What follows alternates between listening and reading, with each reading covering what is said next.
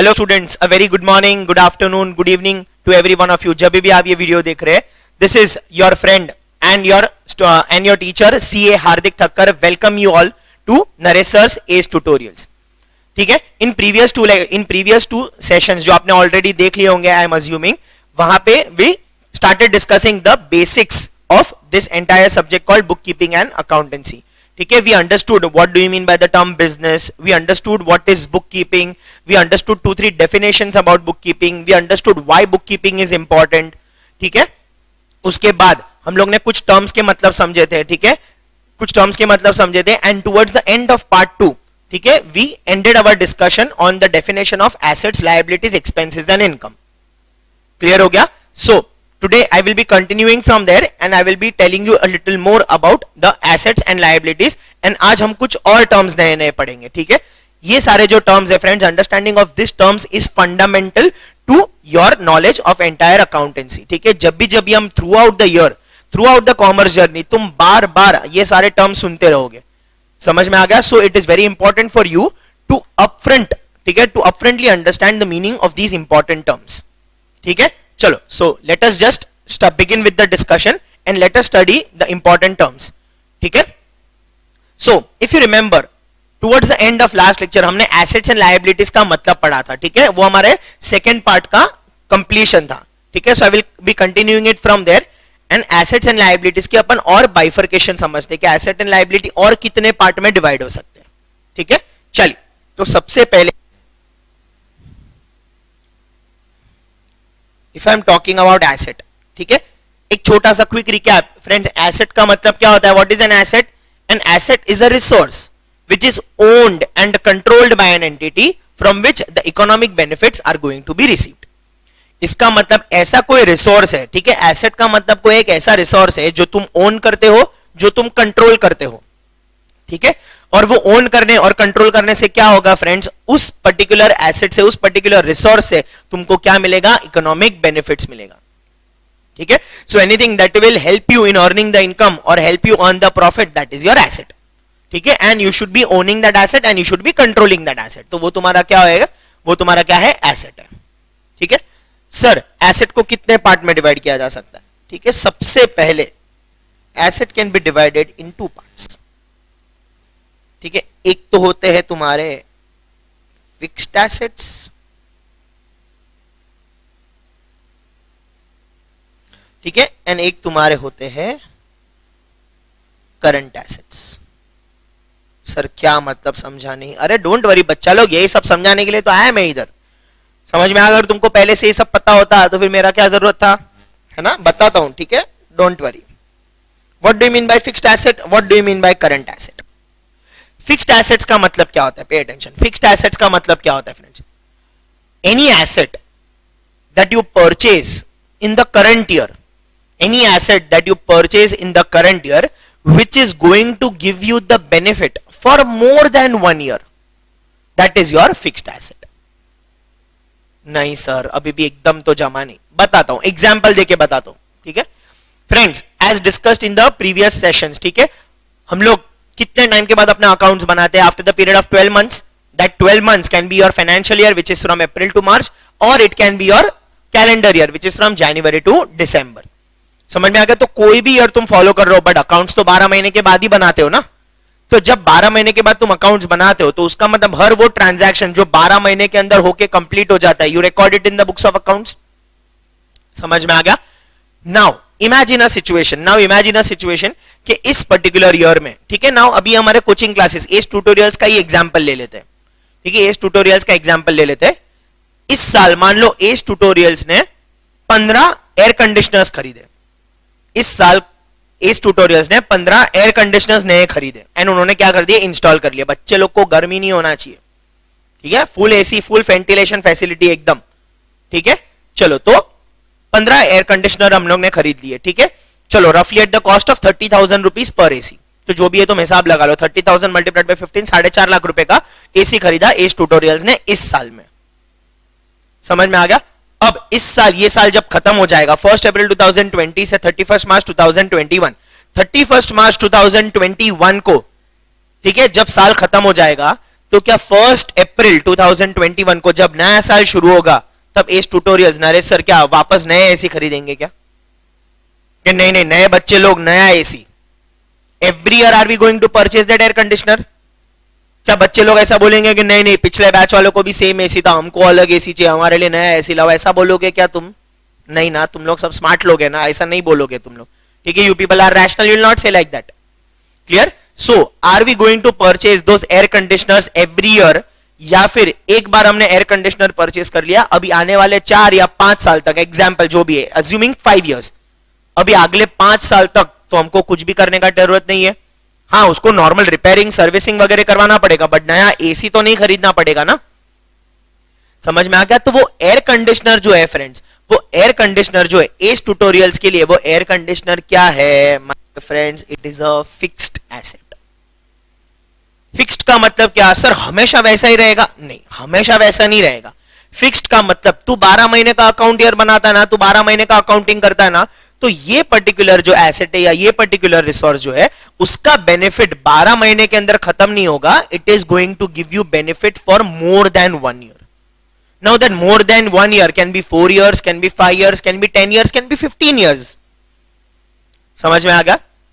ठीक है। अगर बिजनेस में मैं अगर कोई कार परचेस करता हूं, मालूम है ऐसा टीचर्स लोग के ट्रैवलिंग के लिए नरेश सर ने कार परचेस कर लिया, ठीक है, एस ट्यूटोरियल्स के नाम पे। अभी क्या एवरी ईयर नया कार खरीदेंगे क्या? नहीं ना। Now it is going to stay like that in the business for next 5, 7, 8, 10 years। ठीक है। दिस बेंचेस, हर साल बेंच नहीं तो नहीं बना देना, एक साल बेंच बनाने का खर्चा कर लिया, अब आने वाले 10 साल तक वापस नया बेंच बनाने की जरूरत नहीं है। समझ में आ गया? क्या कार हमारी एसेट है? बिल्कुल हमारा एसेट है। क्या एसी हमारा एसेट है? बिल्कुल हमारा एसेट है। उससे हमको बिजनेस करने में आसानी होती है, जिससे हमको क्या करने मिलता है? जिससे हमको इनकम अर्न करने में मदद होती है। समझ में आ गया? तुम लोग को क्या इधर चटाई डाल के नीचे बिठाएंगे क्या हम लोग? नहीं ना, ऐसा चटाई मांडी डाल के नीचे तो नहीं बैठोगे तुम लोग, बेंचेस लगेगा ना, तो benches is necessary for the business. So is these are these benches helping us to do the business in a correct way, in a better way? Of course they are। समझ में आ गया? Are they owned by Naresh sir? Yes। Are they owned by them? Are they controlled by them? Yes। Then definitely this is an asset। Now is this asset going to give me benefit only for 1 year, or it is going to give me benefit for more than 1 year? Definitely more than 1 year। So if it is giving me benefit for more than 1 year, friends, it is my fixed asset। It is my fixed asset। It is going to remain fixed for certain number of years, and that certain number of years is definitely more than 1 year। Did you understand this? ठीक है, चलो going further। तो sir अभी current asset का मतलब क्या हो गया? करंट एसेट का मतलब अभी तो तुम समझ ही गए होंगे। करंट का मतलब क्या? करंट मतलब करंट नहीं, करंट का मतलब अभी फिलहाल में। समझ में आ गया? तो करंट एसेट का मतलब all those assets which will give you benefit within that 1 year only, whose benefit will be exhausted within 1 year, whose benefit will be exhausted within 1 year। तो ऐसा कोई asset है जिसका benefit एक ही साल चलने वाला है तुमको। समझ में आ गया? तो ऐसे कोई भी जो तुम्हारे एसेट होते हैं वो तुम्हारे कौन से एसेट हो गए? Current asset. समझ में आ गया? तुम्हारे पास कैश का बैलेंस हो गया, वो करंट एसेट है, वो तो हर साल बदलते रहता है, वो तो फिक्स रहता नहीं है। समझ में आ गया? या फिर ऐसा कोई भी एसेट जो तुमको एवरी ईयर रिप्लेस करना पड़ता है। समझ में आ गया? कोई भी ऐसा एसेट जो तुमको एवरी ईयर रिप्लेस करना पड़ता है, that is your current asset. समझ में आ गया? So current asset is going to give you benefit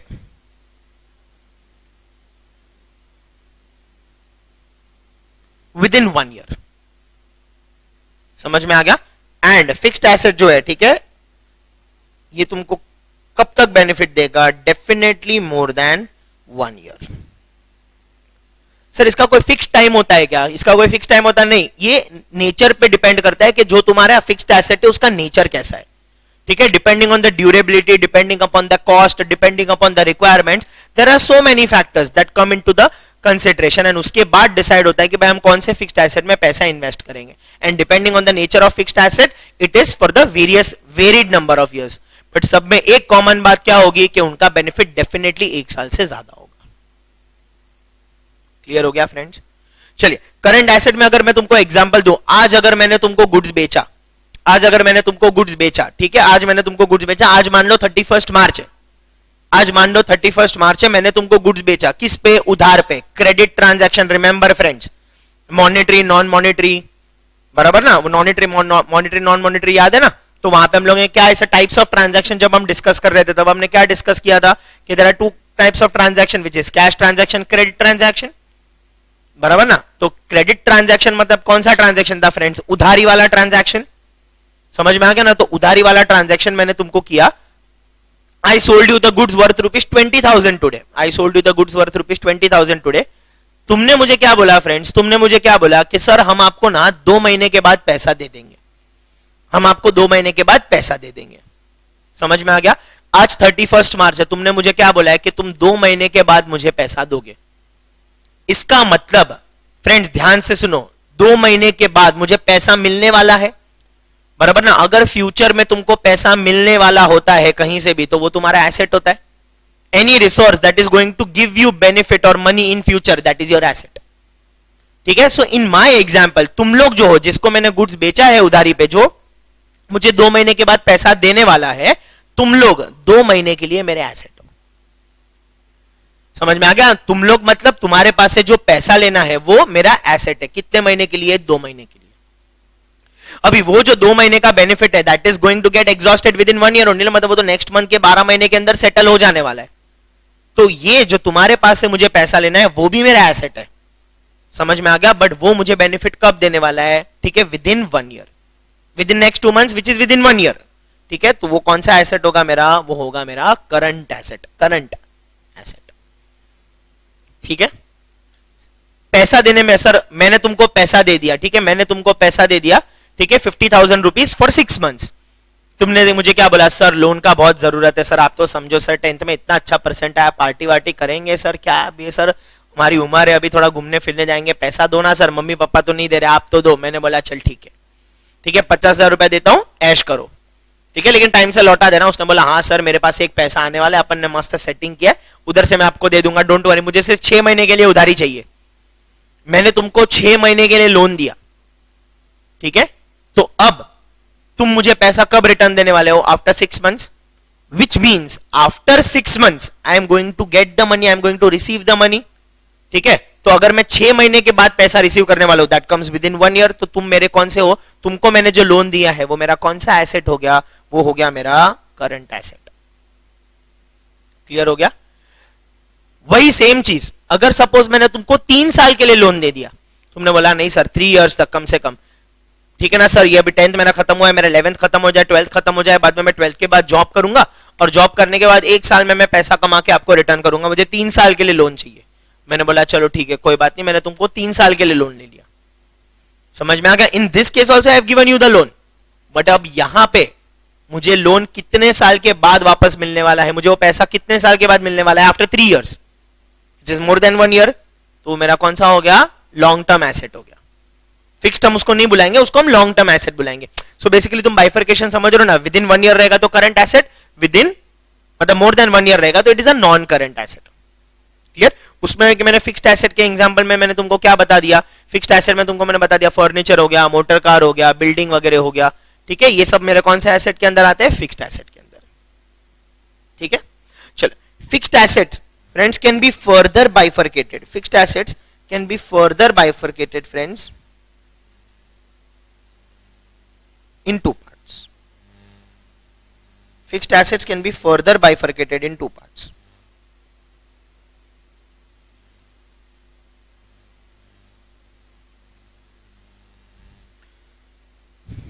एक हो गया तुम्हारा,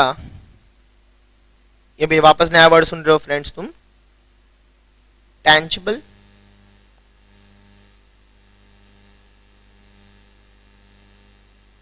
एंड एक है तुम्हारा इंटैंजिबल, ठीक है।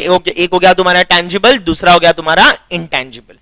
सर टैंजिबल इंटैंजिबल का मतलब क्या होता है बताता हूं, ठीक है। टैंजिबल का लिटरल मीनिंग होता है anything that you can visually see with your naked eye, anything that is visible from a naked eye, that is called tangible. समझ में आ गया। Are you able to see me, yes of course I am tangible, समझ में आ गया, ठीक है। Am I able to see this benches? Yes, tangible. Am I able to see this phone? Yes, it is tangible. Am I able to see this watch? Yes, tangible.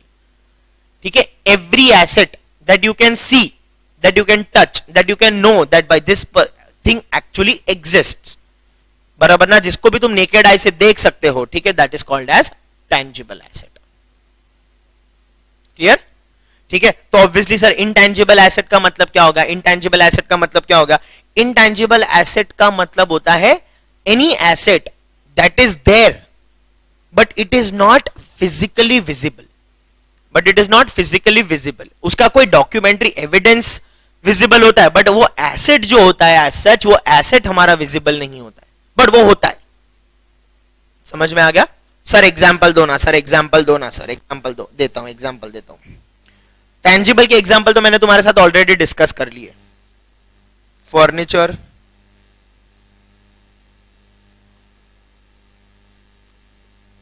Motor car, ठीक है, कोई भी बड़े factory में बड़ा बड़ा manufacturing होता है, ठीक है, तो वहां पे क्या होती है फ्रेंड्स? वहां पे बड़ी बड़ी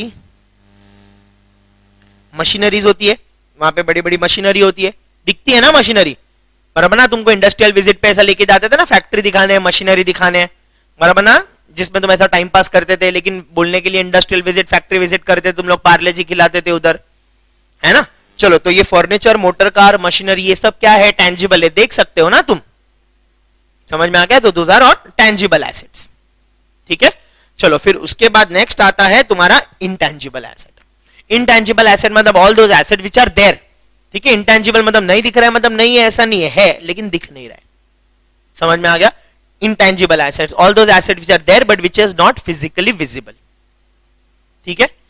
अभी तुम लोग मेरे को बात बताओ, जो एज ट्यूटोरियल्स है, ठीक है, अभी वो एज ट्यूटोरियल्स जो है उनके भी इतने 7500 इतने ज्यादा सब्सक्राइबर्स है, ठीक है। There are so many coaching classes who are teaching FIJC और there are so many coaching classes who are teaching CA and CS, ठीक है, लेकिन फिर भी इतने ज्यादा स्टूडेंट्स एज ट्यूटोरियल्स में क्यों आते हैं? There is a reason for that, no, there is a reason for that, ठीक है ना। There is a reason beyond the things that you can see. समझ में आ गया? Students are not coming to Edge tutorial just because they have good benches और good infrastructure और good air conditioner.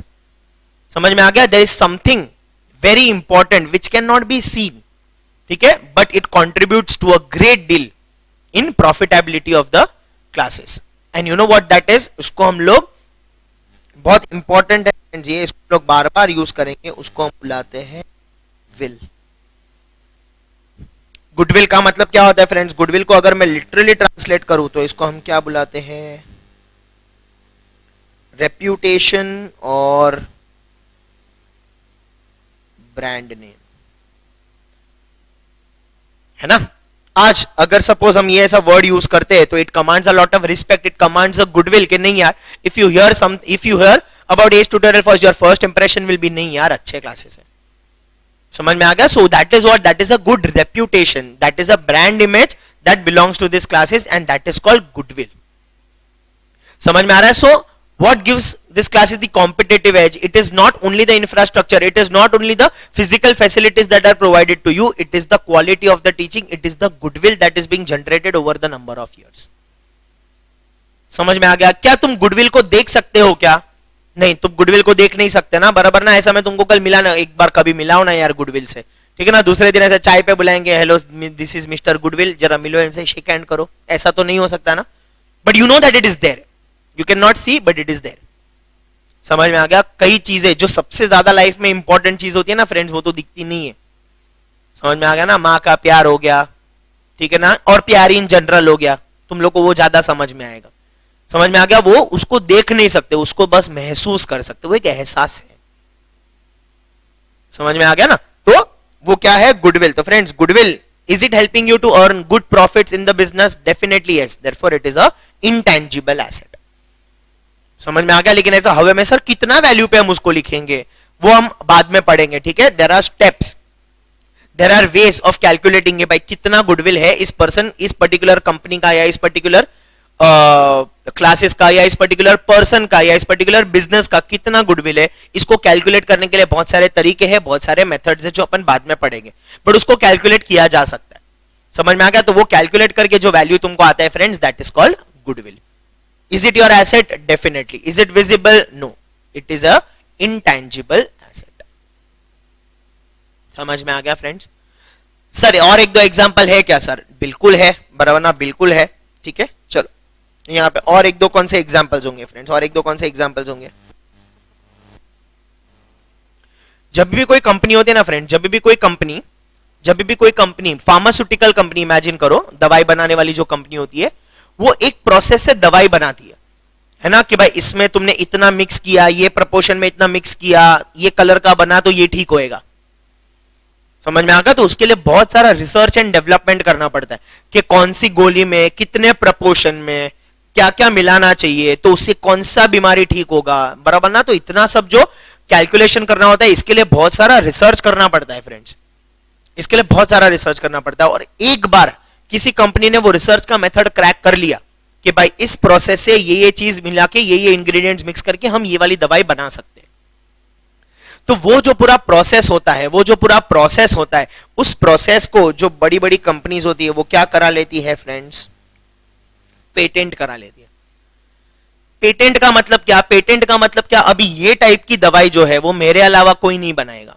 ये टाइप की दवाई जो है वो इस तरीके से मैं बनाता हूं, ये कंपोनेंट्स यूज करके मैं बनाता हूं, अब ऐसे टाइप की दवाई कोई नहीं बना सकता। That is called patent. समझ में आ गया? तो वो पेटेंट क्या होता है फ्रेंड्स? एक कागज का टुकड़ा होता है जो तुमने रजिस्टर किया होता है, जिसमें लिखा रहता है कि ये पर्टिकुलर दवाई का जो प्रोसेस है वो इस पर्सन ने ढूंढा है और कोई भी इसको कॉपी नहीं कर सकता। समझ में आ गया? इसका मतलब ये जो दवाई बनाई मैंने प्रोसेस से, उससे पैसा सिर्फ मैं कमा सकता हूं, बराबर ना। और वो जो पेटेंट है वो मैं ओन करता हूं, उसको मैं कंट्रोल करता हूं कि कितना प्रोडक्शन होगा, कब प्रोडक्शन होगा, और मेरे अलावा वो चीज को कोई नहीं कर सकता। और वो कोई क्यों नहीं कर सकता? क्योंकि मेरे पास क्या है? उस चीज का पेटेंट है। तो क्या ये पेटेंट से मुझे बिजनेस में फायदा हो रहा है? डेफिनेटली बहुत ज्यादा फायदा हो रहा है। समझ में आ रहा है? बट क्या वो पेटेंट दिखता है क्या? नहीं ना, एक पीस ऑफ पेपर पे है। समझ में आ गया? बट फिजिकली पेटेंट विजिबल नहीं होता है, but it is your asset, it is helping you in the business, intangible asset. समझ में आ गया? ठीक है। मुझे नेक्स्ट एग्जांपल, मुझे एक फूड का दुकान ओपन करना है। क्या वो खाने के दुकान का नाम मैं पिज्जा हट या मैकडॉनल्ड्स या फिर ऐसा सबवे ऐसा कुछ रख सकता हूं क्या? Can I open a food outlet with the name McDonald's और सबवे और डोमिनोज और for that matter anything else which is already a famous reputed food chain? The answer is no, obviously, बराबर ना। क्योंकि अगर मैंने एक लोकल फूड जॉइंट ओपन कर लिया जिसका नाम मैंने पिज्जा हट दे दिया, तो लोगों को लगेगा कि अरे यार ये तो अपना वाला जो पिज्जा हट है वही पिज्जा हट है ना, तो लोग धोखे में आ जाएंगे ना। तो वो पिज्जा हट का जो गुडविल है, वो पिज्जा हट के गुडविल का मैं नाजायज फायदा नहीं उठा सकता, और मैं वो सेम नाम से मैं क्या नहीं कर सकता? अपना फूड जॉइंट ओपन नहीं कर सकता। समझ में आ गया? अगर मैंने सोचा कि मुझे अपने कोचिंग क्लासेस ओपन करने, मुझे अपने कोचिंग क्लासेस में अलग से अपने एरिया में कोचिंग क्लासेस ओपन करूंगा, क्या मैं अपने एरिया में कोचिंग क्लासेस एज ट्यूटोरियल्स के नाम से ओपन कर सकता हूं क्या? Is it possible? The answer is absolutely no, it is not possible. समझ में आ रहा है? वो पॉसिबल नहीं है। क्यों? क्योंकि एज ट्यूटोरियल्स हो गया, पिज्जा हट हो गया, मैकडॉनल्ड्स हो गया फ्रेंड्स, ये सब जो नाम है, ठीक है, ये नाम जो है वो रजिस्टर्ड किए गए हैं इस तरीके से कि भाई अभी ये नाम जो है वो किसी और को नहीं यूज करना चाहिए। समझ में आ गया? तो वो नाम का क्या होता है फ्रेंड? नाम का जो लीगल रिकॉग्निशन होता है उसको क्या बुलाते हैं? ट्रेडमार्क। ट्रेडमार्क मतलब इस नाम से हम ही ट्रेड करेंगे, सिर्फ ये हमारा ट्रेड करने का मार्क है, हम इसी से ट्रेड करेंगे। समझ में आ गया? तुम लोग ने अगर देखा होगा, अगर तुम्हारा ऑब्जर्वेशनल स्किल्स अगर स्ट्रांग है, ठीक है, तो तुम लोग ने देखा होगा कि बहुत सारा कोई भी ऐसा नाम लिखा रहता ना, तो वो नाम के ऊपर हल्का ऐसा लिखा हुआ आता है, हल्का सा ऐसा टीएम ऐसा करके लिखा हुआ आता है। ये टीएम जो है, ये टीएम का मतलब क्या है फ्रेंड्स? ये टीएम का मतलब इज ट्रेडमार्क। ट्रेडमार्क का मतलब क्या? ये नाम, ये लोगो अब कोई और यूज नहीं कर सकता। समझ में आ गया? That is a trademark, that is an intangible asset. Clear हो गया? And the last intangible asset example that I will give you is copyright. ठीक है, कॉपीराइट का मतलब क्या होता है फ्रेंड्स? कॉपीराइट का मतलब अरिजीत सिंह ने आज एक गाना गा लिया, बराबर ना, अरिजीत सिंह ने आज गाना गाया, अभी वो उसका एक्सक्लूसिव गाना है। समझ में आ गया? अब अगर सपोज मैंने वो गाना रिकॉर्ड करके, मैंने उसको कॉपी करके अगर मैंने उसको सीडीज बना के बेचना चालू कर दिया तो ये गलत हो जाएगा ना फ्रेंड्स। उसका मतलब उसके हुनर का मैं गैर फायदा उठा रहा हूं। समझ में आ गया? तो वो क्या करेगा, बराबर ना, वो क्या करेगा कि उसका जो काम है उसको वो क्या करा देगा? कॉपीराइट कॉपीराइट करा देगा। कॉपीराइट का मतलब क्या? कॉपी करने का राइट, कॉपी करने का अधिकार। समझ में आ गया? इसका मतलब उसके जो गाने को, उसका काम जो है, ठीक है, उसको सिर्फ वही लोग कॉपी कर सकते हैं या वही लोग उसको रेप्लिकेट करके दोबारा दोबारा प्रोड्यूस कर सकते हैं जिनको वो परमिशन देगा।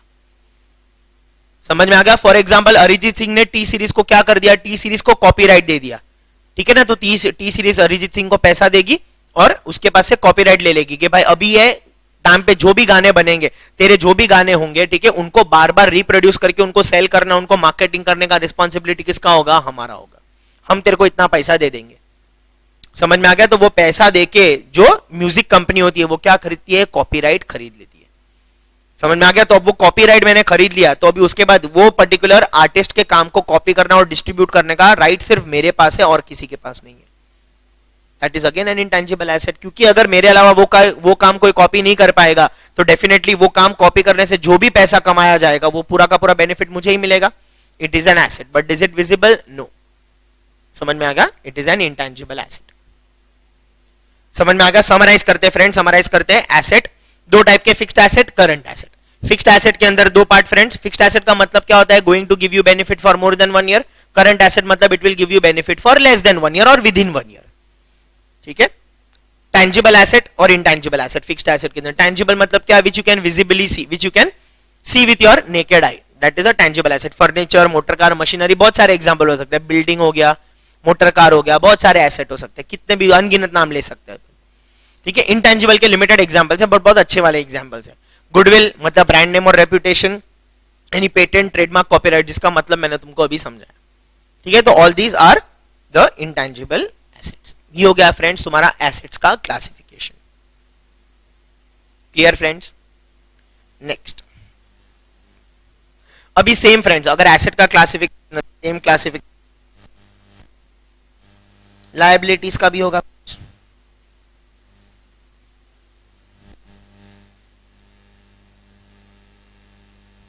Liabilities can be divided in non-current liabilities, which is also called as long term. Friends, fixed मतलब long term और current मतलब short term, बराबर ना। कोई भी नाम से उसको बुलाया जाता है, रिश्ता वही, सोच नहीं, बराबर ना। रिश्ता वही है, नाम वही है, तुम्हारा निकनेम जैसा है, मतलब सबका वही होता है, नाम थोड़ा टर्मिनोलॉजी अलग अलग यूज किया जाता है।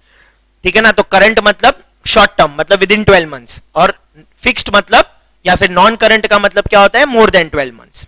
ठीक है। और उसको लॉन्ग टर्म भी बुलाया जा सकता है। और दूसरा होता है तुम्हारा करंट लायबिलिटीज, जिसको हम क्या बुलाते हैं? Short term. ठीक है फ्रेंड्स, जिसको हम बुलाते हैं शॉर्ट टर्म। ओके, ठीक है। अभी इसका भी मतलब तुम समझ गए होगे। एसेट समझने के बाद अभी ये वाला लायबिलिटी वाला पार्ट समझना उतना डिफिकल्ट नहीं है फ्रेंड्स। नॉन करंट लायबिलिटी मतलब लॉन्ग टर्म लायबिलिटी, और शॉर्ट टर्म लायबिलिटी का मतलब क्या? मैंने तुमको एग्जांपल दिया था, जस्ट 10 मिनट पहले एग्जांपल दिया था फ्रेंड्स, याद करो। मैंने अगर तुमको 6 महीने के लिए लोन दिया तो मेरे लिए वो करंट एसेट। ठीक है। मैंने अगर तुमको 3 साल के लिए लोन दिया तो फिर वो नॉन करंट एसेट, वो लॉन्ग टर्म एसेट हो गया। समझ में आ गया? तो ये किसके पॉइंट ऑफ व्यू से हुआ? जिसने लोन दिया है उसके पॉइंट ऑफ व्यू से हो गया। ठीक है। अगर तुमको लायबिलिटी, सर पे उधारी दिल पे बोझ, लायबिलिटी का definition present obligation because of past event which will lead to outflow of resources having embodying economic benefits. Yes or no? ठीक है। which will lead to outflow of resources embodying economic benefits. Yes or no? तो अभी ये तुम्हारे point of view से सोचो, अगर तुमने कोई उधारी 6 महीने के लिए लिया है तो तेरे सर पे उधारी है, दिल पे बोझ है। क्या बोझ है? कि तेरे को 6 महीने के अंदर पैसा लौटाने का है। तो उसका मतलब ये जो लायबिलिटी है ये तेरे को 10 साल के बाद या 2 साल के बाद या 4 साल के बाद चुकाने का है कि 6 महीने के अंदर चुकाने का है? 6 मंथ्स के अंदर चुकाना है। So it is with in 1 year. So it is within 1 year. Within 1 year what? Within 1 year what? Payable within 1 year. Consable, consable, consable, payable. It is payable within 1 year. समझ में आ गया? एंड नॉन करंट लायबिलिटी का मतलब क्या होता है friends? Non current liability का मतलब होता है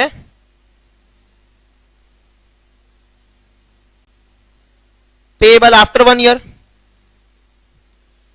payable after 1 year. Second example, जहां पे तुम लोग ने 3 साल के लिए मेरे पास से लोन लिया था, जहां पे तुम लोग ने 3 साल के लिए मेरे पास से लोन ले लिया था, तो वो भी लायबिलिटी है तुम्हारा, वो भी तेरे सर पे उधारी, वो भी तेरे दिल पे बोझ है, वो भी तेरे सर पे उधारी, वो भी तेरे दिल पे बोझ है।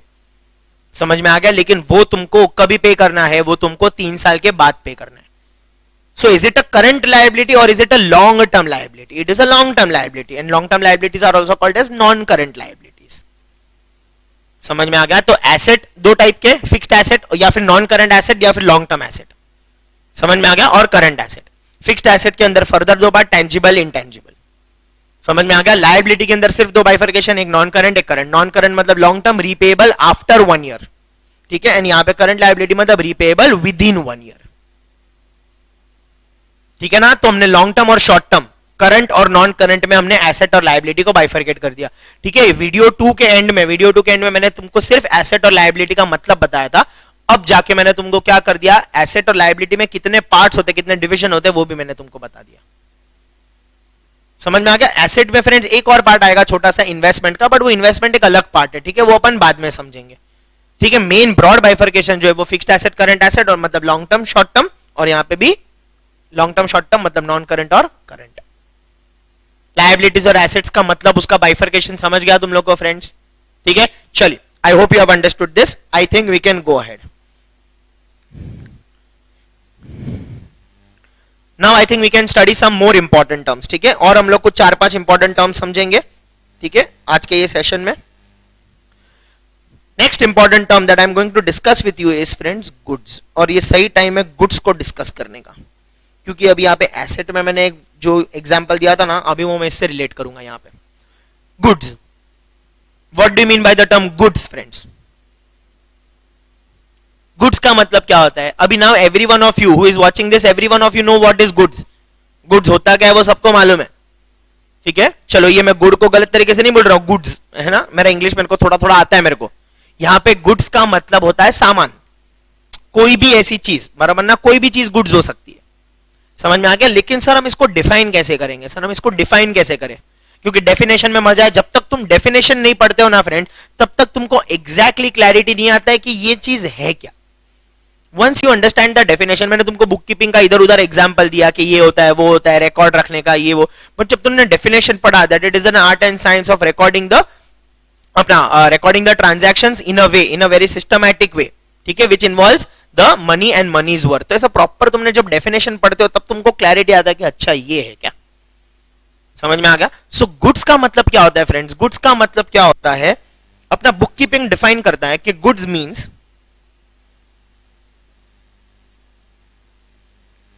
Anything that a businessman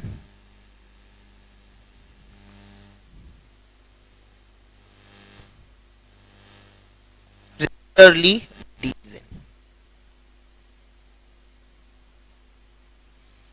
Anything that a businessman regularly deals in.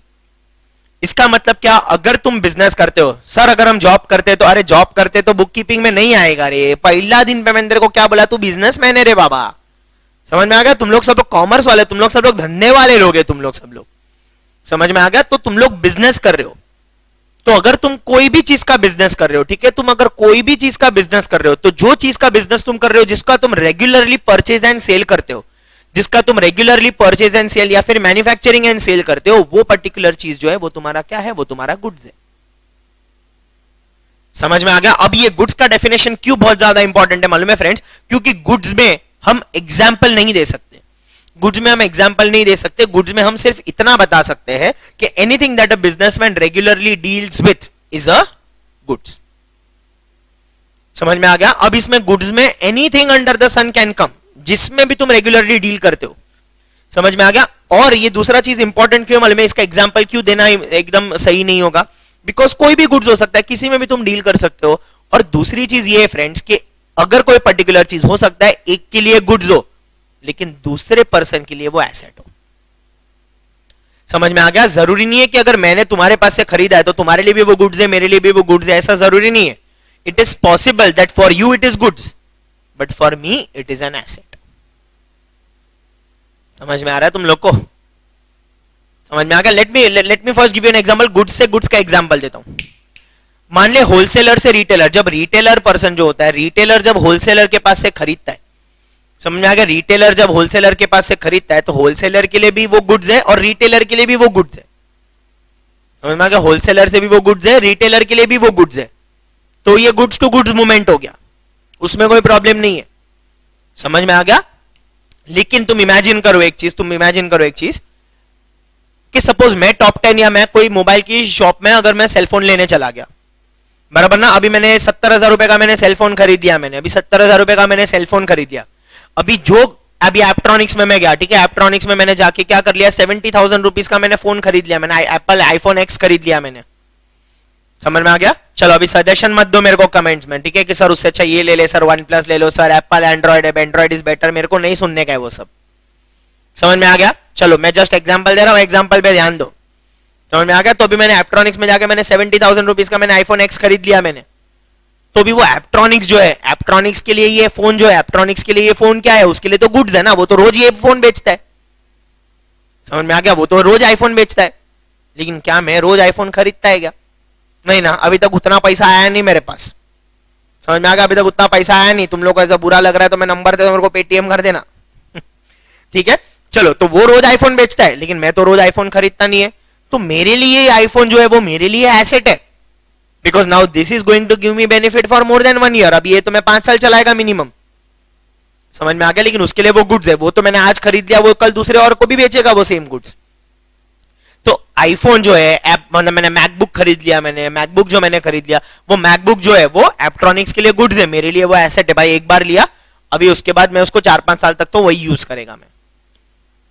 समझ में आ गया? होंडा वाले के लिए होंडा, ठीक है, अभी मैंने गाड़ी खरीद लिया, अभी मैंने, समझ में आ गया? तो भी जहां पे मैंने होंडा कंपनी से मैंने अगर गाड़ी खरीदा, तो होंडा कंपनी के लिए तो गाड़ी गुड्स है, वो तो रोज गाड़ी बेचता है, वो तो रोज दिन की 15 गाड़ी बेचते हैं उन लोग।